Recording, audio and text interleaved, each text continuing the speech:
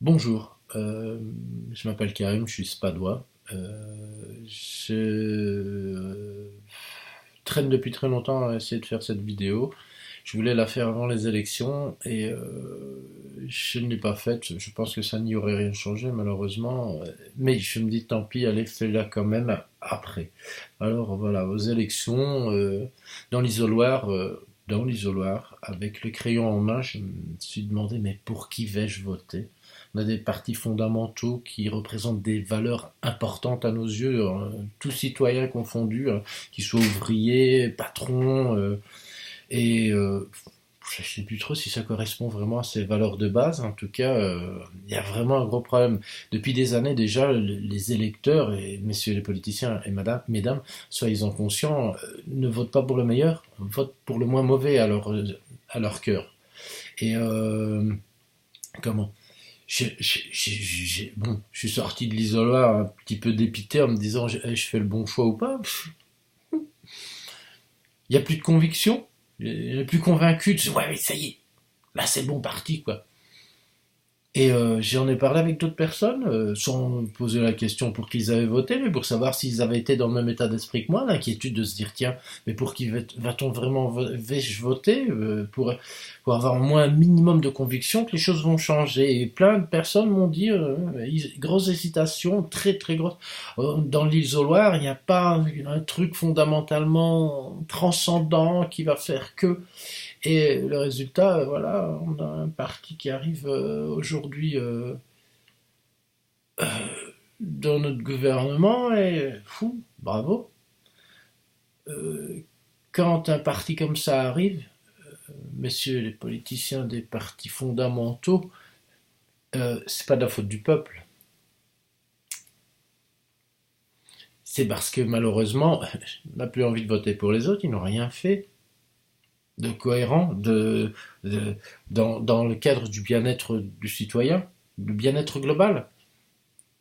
Donc, je ne veux pas dire que ces gens ont bien fait, mais je dirais plutôt que si ces gens ont voté comme ça, malheureusement, c'est parce qu'il y a un réel problème dont je voulais témoigner avant les élections. Et voilà, le constat est là, et il faut se poser la question. Je pense que pour les prochaines élections, et peut-être qu'il faudra même les anticiper, il faudrait reproduire ce schéma de bulletin électoral sur lequel on a les cases devant qu'on colorie pour voter en face du nom de la personne pour laquelle on veut voter. Et bien on devrait mettre une colonne derrière. Pourquoi? Ben en réalité, voilà, moi je suis, disons, je suis socialiste, c'est peut-être pas le cas, mais on va dire que je suis MR, non plus c'est pas le cas. Je suis écolo, non plus c'est pas le cas, je ne dirais pas.